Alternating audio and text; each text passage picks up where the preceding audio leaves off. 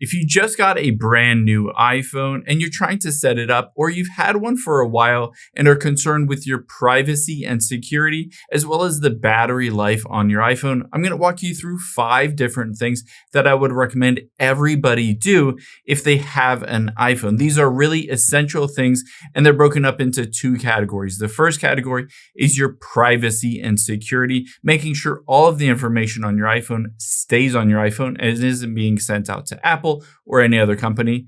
And the second thing is your battery life. A lot of people complain about the battery life on their iPhone, but keep in mind, it's just the settings that could be turned on that are draining your battery life. So just turning these off will immediately boost that battery life. So first, we're going to head into the settings app here. We're going to do this entire process in the settings app in a number of different places. The first place that we're going to look is the privacy and security. So scroll down from here and you'll be able to see privacy and security here towards the bottom. Just tap on that. Now, the first thing I would recommend doing is going down to the very bottom. And a lot of people don't know this, but by default, when they set up their iPhone, they're sharing all of their analytics with Apple and app developers, etc. So we're going to go through and change that. Let's tap on the analytics and improvements here. Now, you can see some of these might be turned on for you, some of them might be turned off. But share iPhone analytics, share iCloud analytics, you can keep going down. Improve hand washing. This allows your iPhone essentially to listen in while you're washing your hands to see if you're doing a good job washing your hands. It says improve health and activity, essentially tracking your health data. If you have a fitness app associated with your iPhone or anything like that, basically Apple can track all of that data. Again, all of this stuff, I don't necessarily know about you, but I don't want to share with Apple and I don't want to share with anyone else.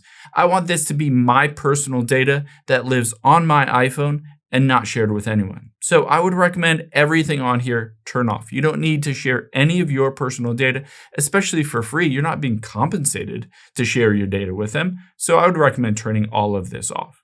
However, that's not the only place that they're tracking your data. Let's go back here and tap on Apple advertising right here.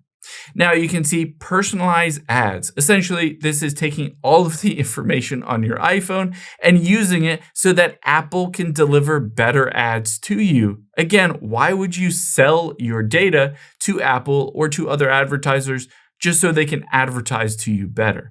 Again, I don't want to share my information associated with my usage of my iPhone so that they can target me in ads. So I would recommend turning that off. Again, let's go back out here because that's not the only thing. There are a couple other things as well. App Privacy Report will track all of your usage of different apps, different websites you visited. Again, do you really want it to track all of that? I personally don't. So I'm going to hit turn off and stop. The last thing is if you see Apple Intelligence Report, every single time you use Apple Intelligence, it gathers that information and then just sends it off and shares it with Apple. Again, a lot of times people ask personal information or personal questions to Apple Intelligence or to Siri. Again, I would tap on this and switch this instead of 7 days or 15 minutes to off and okay.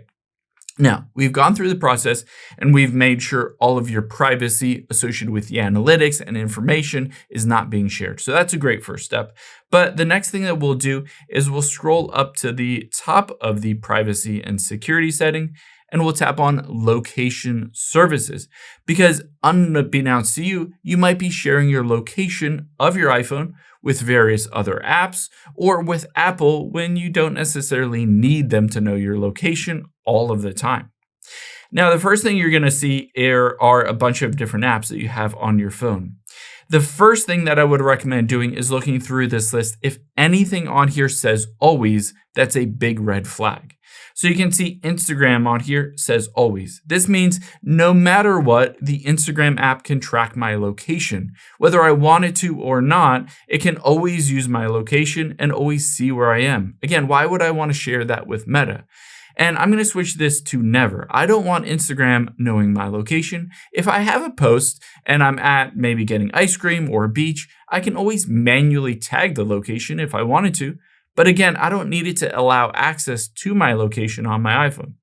So go through this list. If you see that little arrow, whether it is gray or purple, that means that app or that service has used your location really recently. So again, make sure to go in there. Again, why am I sharing my location with Disney Plus? They don't need to know my location.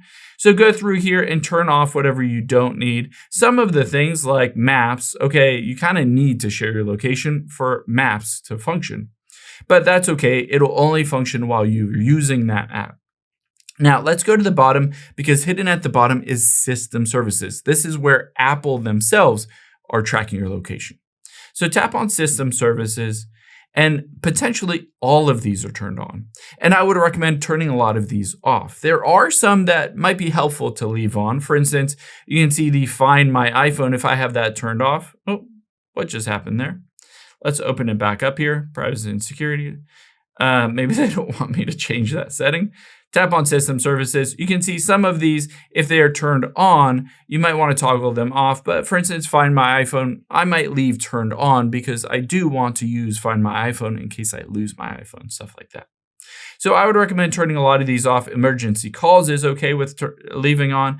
But for instance, suggestions and search, I don't need it to know that. System customizations, I don't need to know that. And most importantly, the significant locations, tap on that. Now you can see here, essentially what this does is it tracks where you commonly are. So the location of your home or your office or a friend's house or coffee shop you go to a lot. Again, it's a little creepy that your iPhone by default turns this on to track those significant locations. I would turn this off and make sure to clear history if you have any recent records. So completely turn that off. Again, that's a really weird thing for your iPhone to be able to want to do. And you can see product improvement. Again, I don't need to help improve the location or analytics or the routing and traffic. Again, I just want to be able to use the location when I need it, but I don't want to use my location or allow other companies to use my location just for the benefit of them, but not me. Now, after you've done that, you've gone through the entire location services, turned off what you need to. That's a really great step. The next thing that we're going to do from here is we're going to go back out of here to the very beginning of your settings. And we're going to make sure your web browsing is safe as well. So from the beginning of your settings, let's go down to the very bottom and tap on the apps option at the very bottom. Now from here, you can either go to Google Chrome if you use that, but I use Safari, so I'll walk you through those steps. You can go to whichever web browser you're comfortable with. Tap on Safari here, and there are a few different things we want to make sure are turned on or off to make sure that your privacy is secure. So we're going to scroll down to this privacy and security settings. Basically, all of these we want to turn on. Basically, they will help to improve your privacy when you're going from one website to another. So for instance, this is a huge one, prevent cross-site tracking. Meta got really mad at Apple because they initiated this both on the websites as well as apps. Essentially what this means is it prevents your iPhone basically telling what you visited on one website to a different website. So for instance, if you're looking up, you want to buy new sheets or something like that, and you are looking up those new sheets, and then all of a sudden you're on Facebook and they're advertising sheets to you, that is that prevent cross-site tracking. It will track your website activity on one website and then share that to advertise on other apps. So you want to turn that off. Hide IP address. Again, this is a great thing to do just to help to prevent any kind of tracking of your information and basically keep your privacy. I would recommend turning all of these on. Fraudulent website warning, not secure connection warning. Turn them all on. Now let's go to the very bottom because at the very bottom is advanced. Let's tap on that. And there's something I want you to see in here. It says privacy preserving ad measurement. This seems like, okay, that's good. I want to turn this on because I want to preserve my privacy. But this is actually a bit tricky because what this says is Apple will share ad measurement or ad effectiveness throughout your iPhone, but they'll keep your privacy in doing so. However, if you turn this off, that means they won't share your privacy or your ad measurements at all. They won't share any information about your iPhone and basically access to all of your advertising with anyone else. So again, you want to turn that off.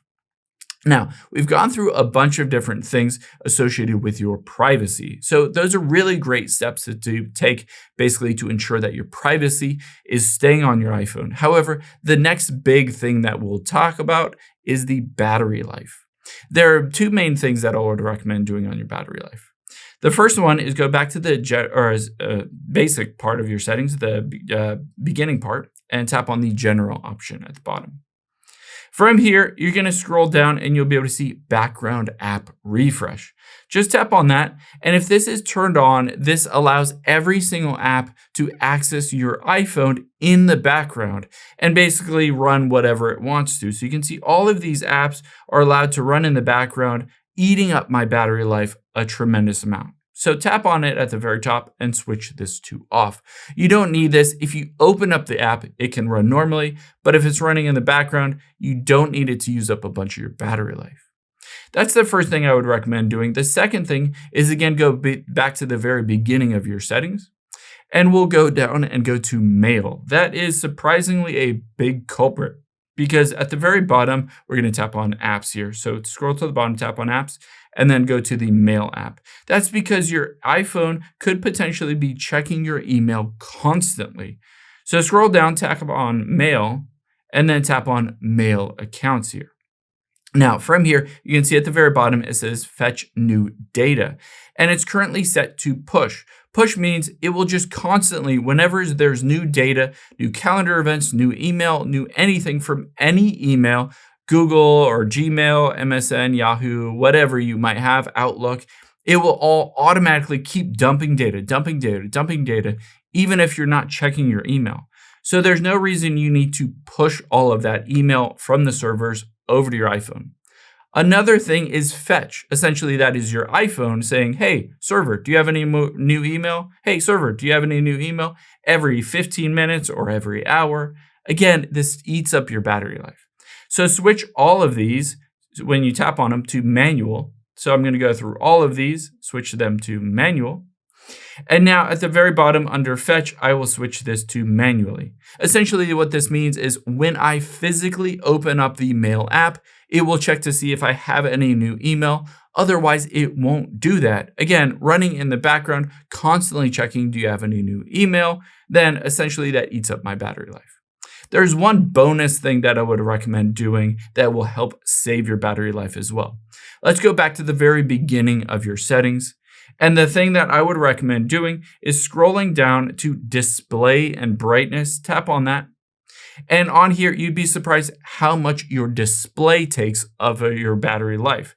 So on here, I would recommend turning the brightness down to whatever you feel comfortable with. So if it's on all the way max, your battery life won't last as long as if it's maybe midway down. But I get it, if it's way down, you basically can't see it. So maybe set it to somewhere in the middle instead of all the way bright, and this will help to save your battery life.